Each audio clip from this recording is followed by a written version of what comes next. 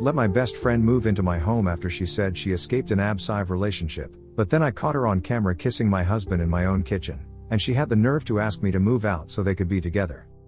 I'm not going to use real names or ages as I don't want to be recognized. Let me start by saying I hadn't heard from Lila in almost 4 years when she suddenly popped back into my life with a string of missed calls and a panicked voice message.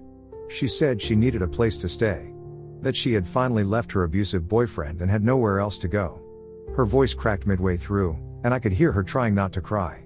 I sat there holding my phone, feeling a mixture of old loyalty and immediate unease settle in my stomach. Lila and I had grown up together. She was loud, impulsive, and always the type who had something going on. We drifted apart in our 20s, different cities, different choices, and truthfully, I had started seeing how destructive her patterns were. But hearing her like that, broken and desperate, it brought up something I thought I'd buried. The instinct to protect her. When I told my husband, Eric, that she wanted to come stay with us for a while, he looked confused. He barely knew her, only met her twice, but he knew enough about the stories I'd shared to hesitate. He asked if I was sure about letting her into our home. I said she had nowhere else to go. That it would just be a few weeks, just until she figured things out. He shrugged and said it was my call. Looking back, I wish I'd said no. Lila showed up the next afternoon with nothing but a backpack, a duffel bag, and tear-streaked makeup. She looked like she hadn't slept in days. I hugged her at the door, and she clung to me like she was drowning. Eric stood behind me, awkwardly polite, and Lila gave him a small nod before asking if she could go lie down. We set her up in the guest room. She didn't talk much that first day, just mumbled something about how grateful she was and how she owed us everything. By the end of that week, Lila had made herself at home. She rearranged the furniture in the guest room, started leaving her shoes near the front door, and offered to cook one night. Eric laughed at one of her jokes over dinner and said she actually made his favorite pasta better than I did. It was a harmless comment, maybe even meant as a compliment to her, but the way she smiled, it stayed with me. It was subtle things at first. Lila always seemed to be around when Eric was home. If I was in the kitchen, she'd suddenly be in the living room with him, laughing too loud. One morning, I came out of the shower and found her sitting on the couch, wearing my sweatshirt and sipping coffee from my mug.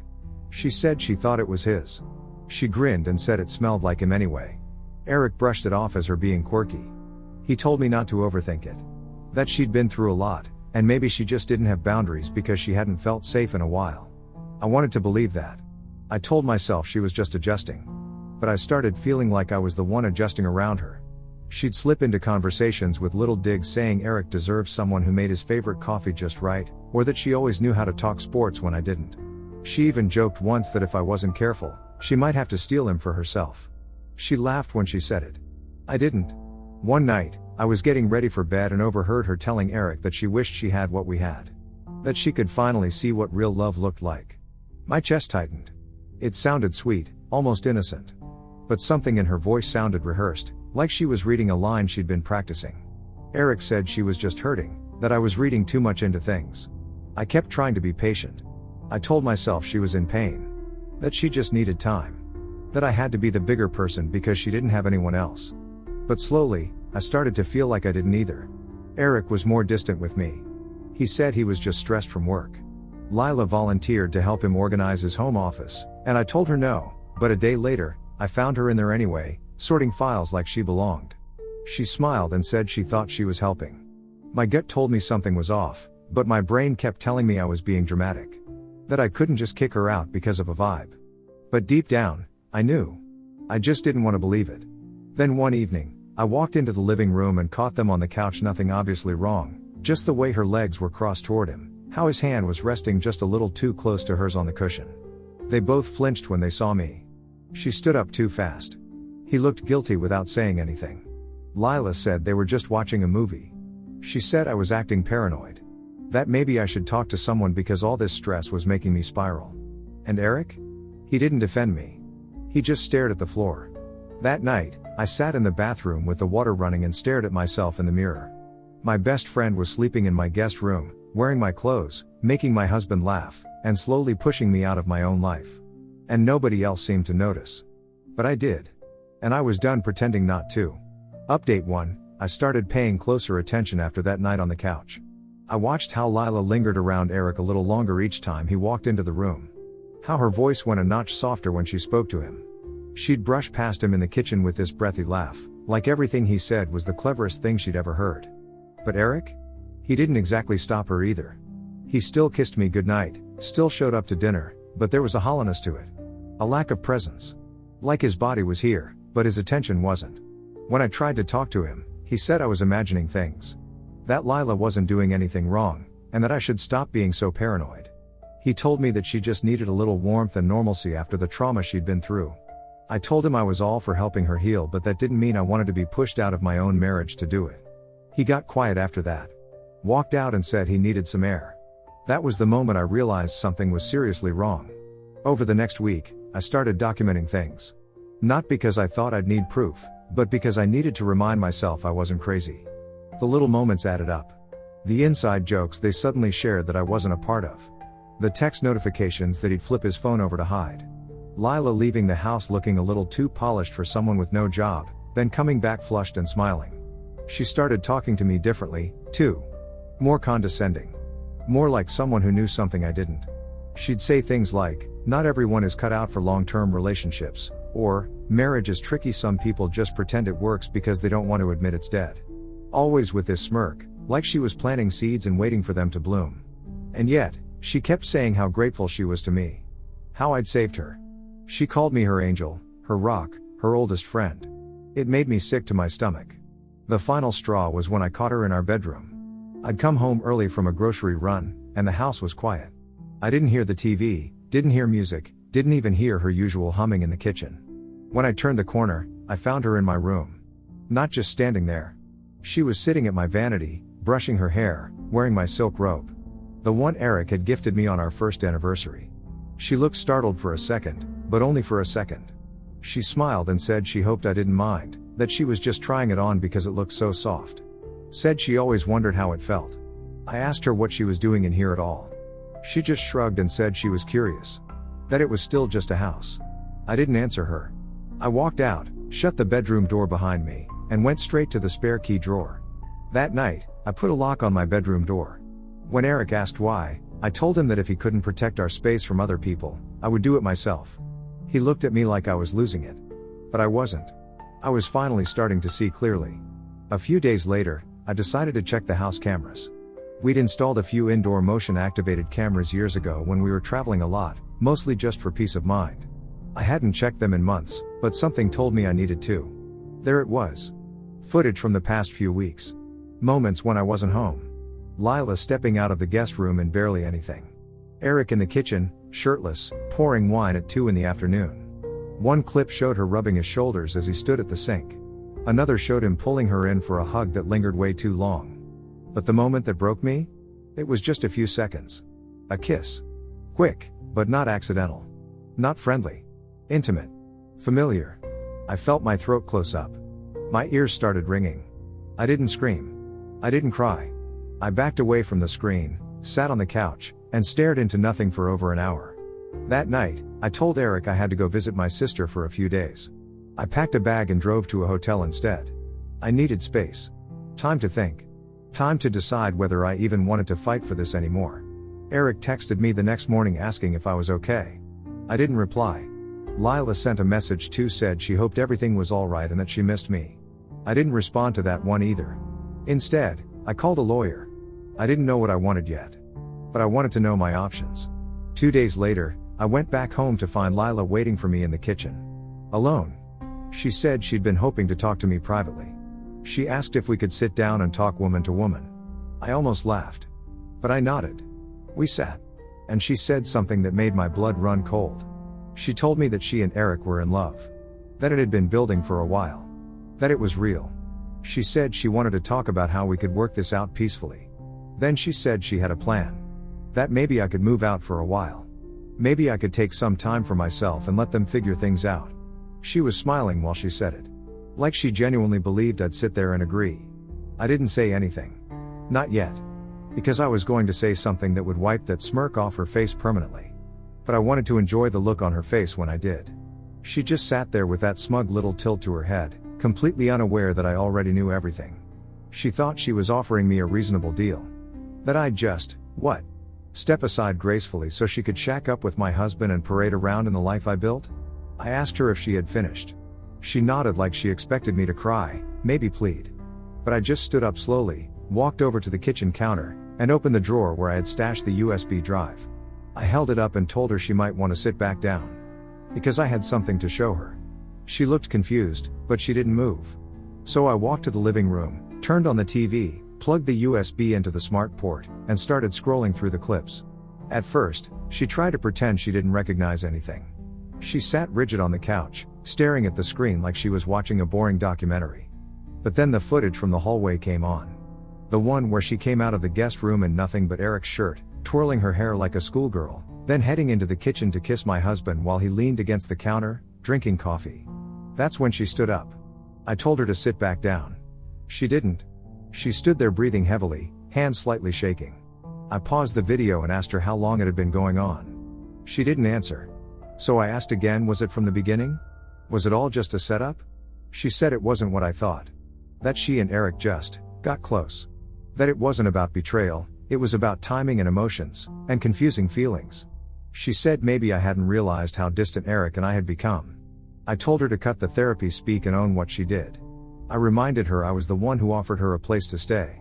I was the one who defended her when people questioned her story.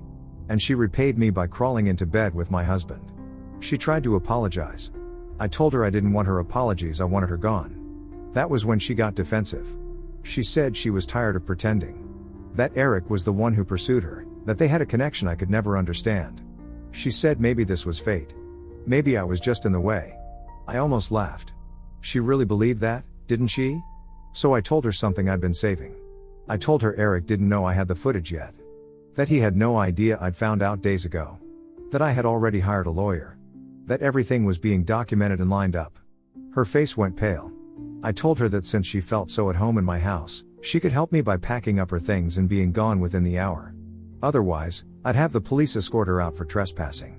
She asked if I was serious. I said deadly. That was when she started crying. She said she had nowhere else to go. That Eric said he'd take care of her. That he promised they'd start over, and I wouldn't make things ugly. I told her it was already ugly, and that was thanks to both of them. She didn't pack fast, but she left. Eric came home 2 hours later and didn't find me waiting in the kitchen like I usually was. Instead, he found the printed screenshots laid out across the dining table like evidence at a crime scene. He called out for me, but I didn't answer. I was upstairs, locking up the bedroom, sorting the last of my files. I didn't even want to talk to him. But eventually, I came down. He asked what the hell this was. I said it was everything he thought I'd never see. He didn't deny it. He didn't even try. He just dropped his hands to his sides and sat down like the weight of it all finally hit him. He told me he didn't mean for it to happen. That he didn't know how to stop it once it started. He said he was confused. That he felt neglected. I asked him what exactly he wanted me to do while he was out there feeling confused. Clap? Bake cookies for his mistress? He didn't say anything after that. I told him his stuff was packed and to get out. The rest he could come pick up later, and the lawyer would be in touch. That was when he got mad. Not devastated. Not remorseful. Mad. He said I was overreacting. That we could fix this.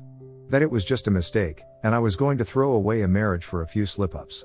I told him the only thing I was throwing away was dead weight. He stood up, slammed a hand against the wall, and told me I was being cold. I said, good. Because cold was the only way I was going to survive this. Update 2, the moment Eric left the house with a duffel bag and a blank look on his face, I didn't waste a second. He thought he was buying himself time. He thought I'd cry, grieve, sit in that house, and fall apart while he figured out how to spin things in his favor. But that's not what happened.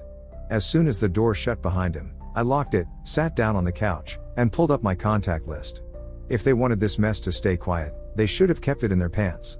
I wasn't about to let either of them play the victim. The first call I made was to his parents.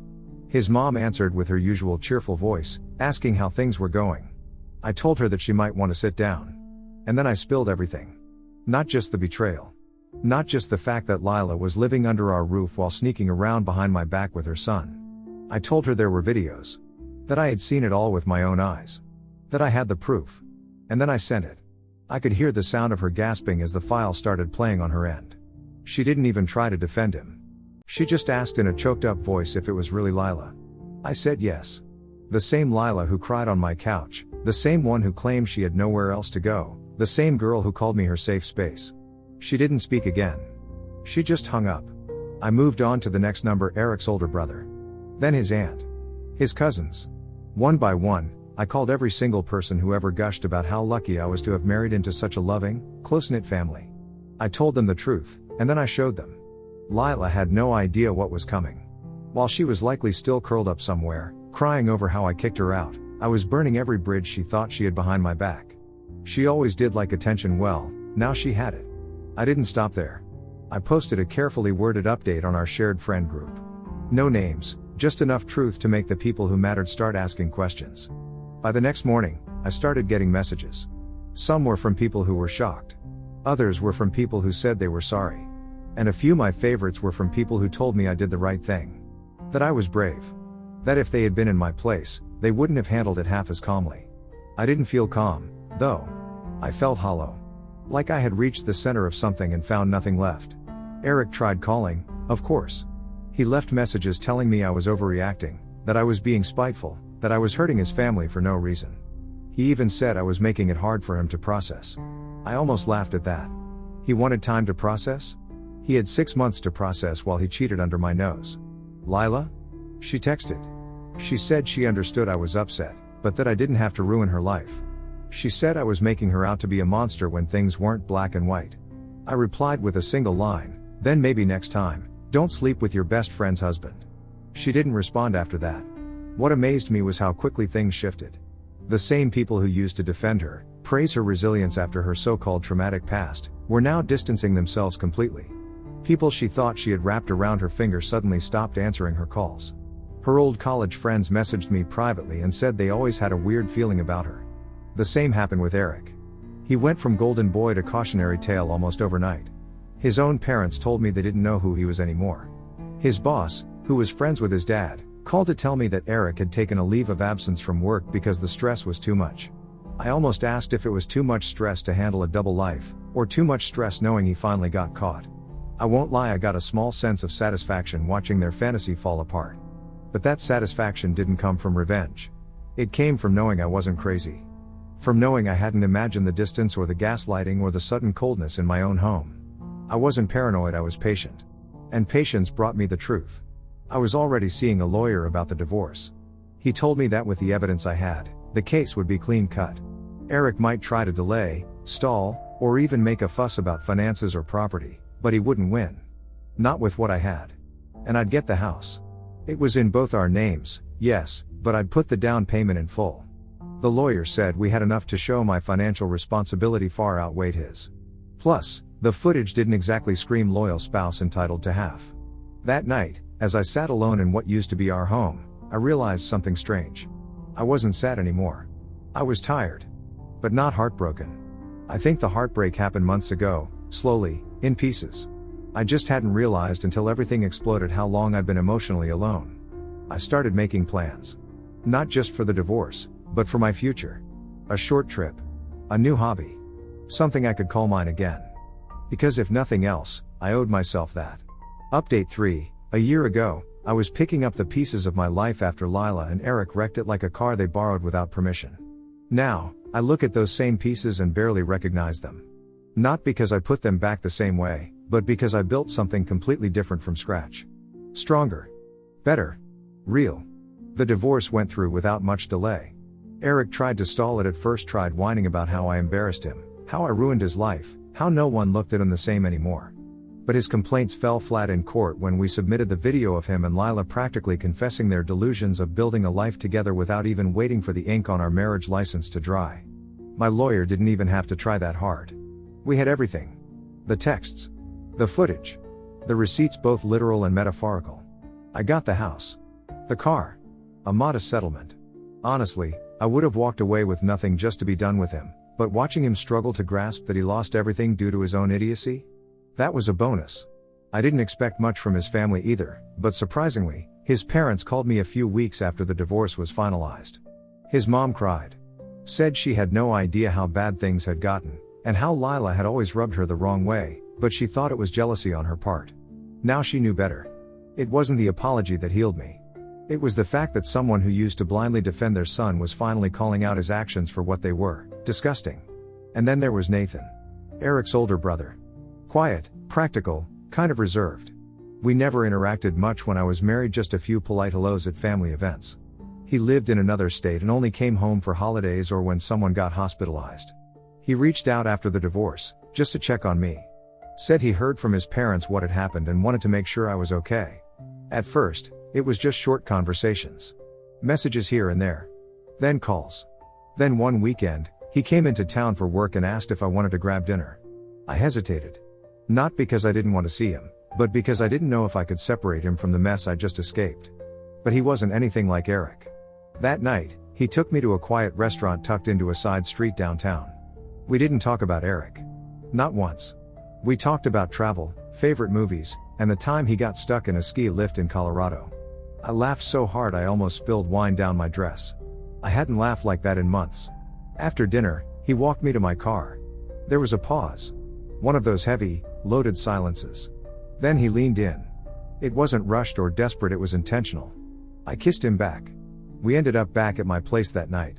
And then again the next night. It was messy in all the right ways. Passionate, a little chaotic, like two people trying to relearn what it meant to be wanted for the right reasons. It wasn't love. Not yet, anyway. But it was healing. Nathan stayed for a few weeks while he worked remotely. We didn't put a label on anything. We didn't have to. He made me breakfast in the mornings, kissed me on the forehead before my meetings, and never once asked me to move on before I was ready. Eventually, he had to go back to his job. We agreed to keep things open-ended. He still calls. Still checks in. Sometimes we flirt. Sometimes we talk like old friends. He's been patient, and I've been grateful. Then, out of nowhere, Eric showed up. Not at my home. At my office. I was walking back from the break room when I saw him standing outside the glass doors near reception. He looked tired. Worn down. His shoulders were slumped, his tie was crooked, and his expression was that same self-righteous blend of fake sadness and manipulative charm he always wore when things didn't go his way. He didn't even make it through the first sentence before I cut him off. I asked him if he'd come to pitch another half-baked fantasy or if he just needed directions to the nearest dignity rehab. He tried to act offended. Said he just wanted to talk. That we had a shared history. I asked him if that shared history included him screwing my best friend under my roof, then lying to my face while planning to kick me out of our house. He started stammering, trying to backpedal, but I was done playing nice. I told him flat out mocking tone and all that the only conversation he was getting from me was the sound of the security desk being notified if he didn't leave. He left. I don't know what he expected. That I'd still have feelings? That I'd break down and admit I missed him? Please. I don't miss Eric. I don't even hate him anymore. What I feel now is something closer to indifference. Which, frankly, is worse for him. As for Lila, last I heard, she was couch hopping and trying to rebrand herself as some kind of life coach on Instagram. No one's buying it. Me? I'm good. I still work my 9 to 5 at the firm. I still go home to a quiet house where every item in it has been chosen by me, for me. I sleep better. Eat better. I laugh now, deep, belly laughs that make me tear up in the best way. Sometimes I still think about Nathan. About those nights. That stretch of time where things felt new again. I don't know what the future holds with him, if anything.